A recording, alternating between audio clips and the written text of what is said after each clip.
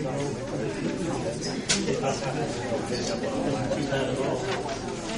wish I was that's what I had.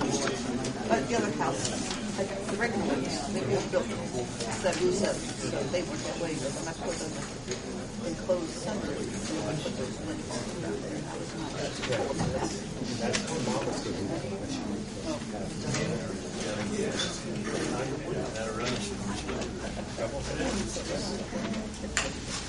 Good evening, everyone.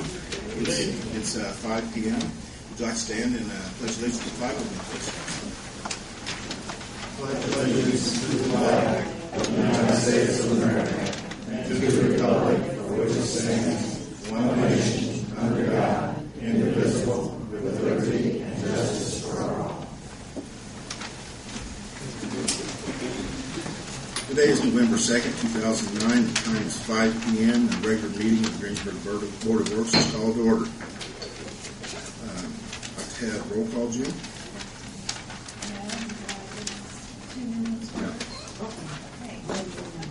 Herb? Here. Steve? Here. Here. Approval of minutes of the regular October 5th meeting. Has there been any changes or amendments? I read over and I'm going to approve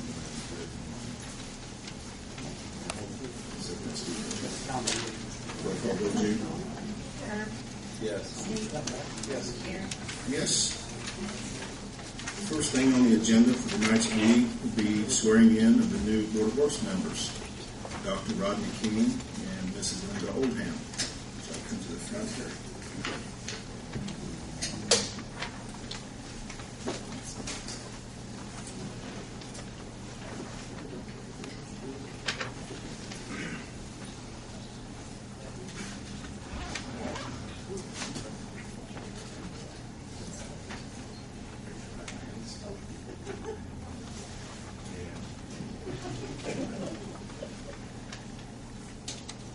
I state your name. Do solemnly swear that I will support the Constitution of the United States and the Constitution of the State of Indiana, the ordinances of the City of Greensburg, and that I will faithfully and impartially perform my duties as a Board of Works member of the City of Greensburg, according to law and to the best of my ability, so help me God. Congratulations.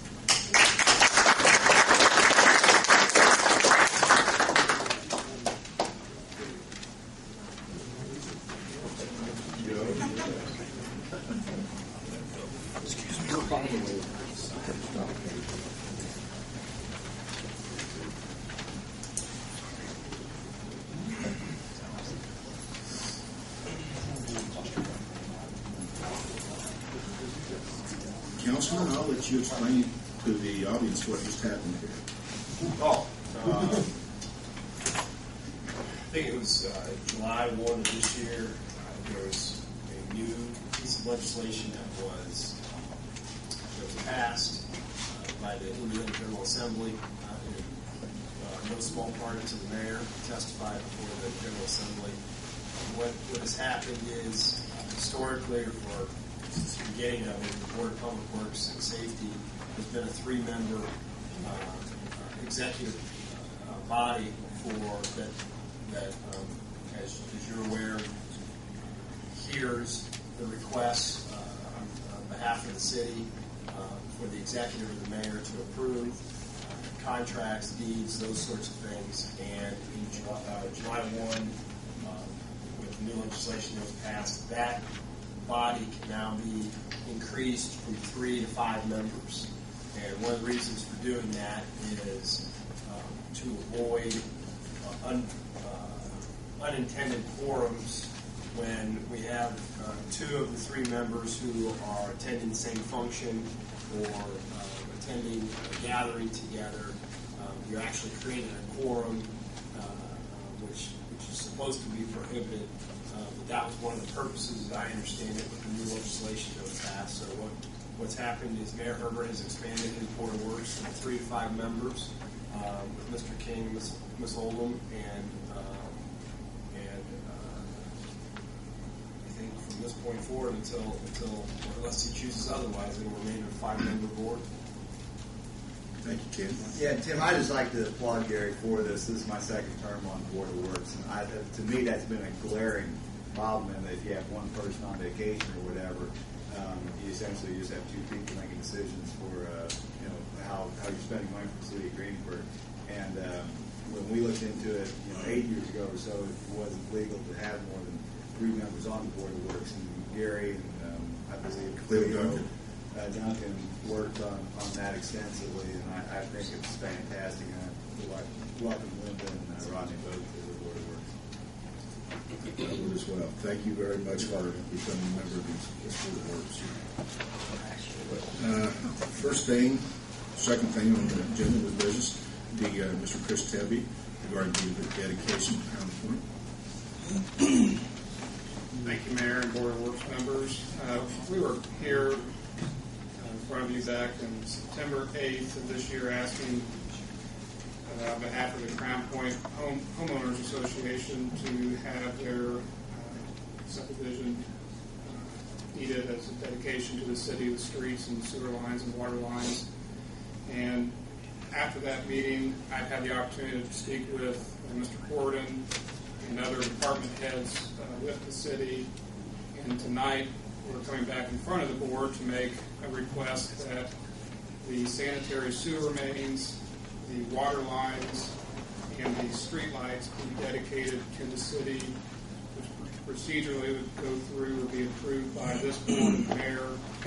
It would be signed. There would actually be a deed showing the legal description, setting forth the area that we're talking about.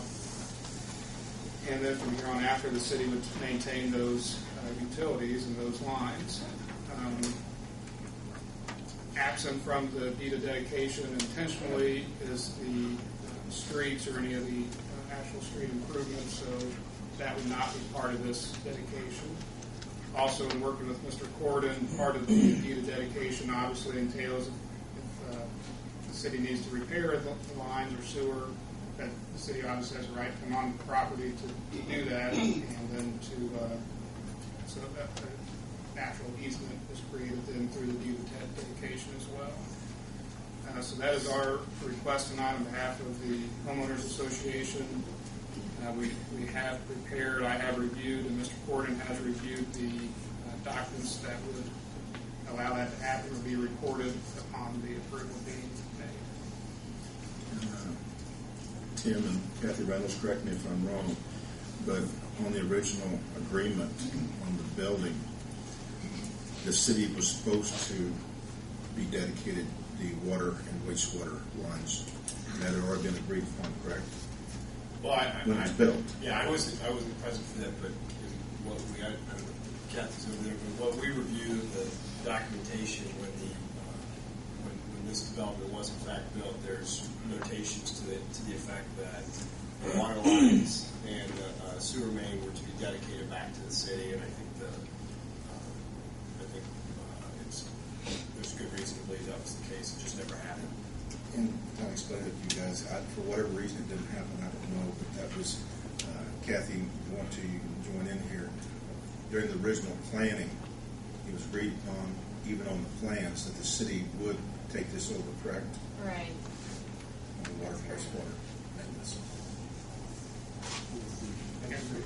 The street lights were not included in that at that time. And for the members that were not at the September meeting, the discussion in September centered around that the streets are not per city specifications, and so the streets are not included in this dedication, but the water lines and sewer mains are within the city specification. And there's 40 condos there. They pay property tax. It is in a private area, but there are streets, but we don't maintain streets. But it just seems reasonable that with them paying taxes that they would have street lighting included, not for the big box section, but where their residences are. Mayor, if I may add, nor does that include this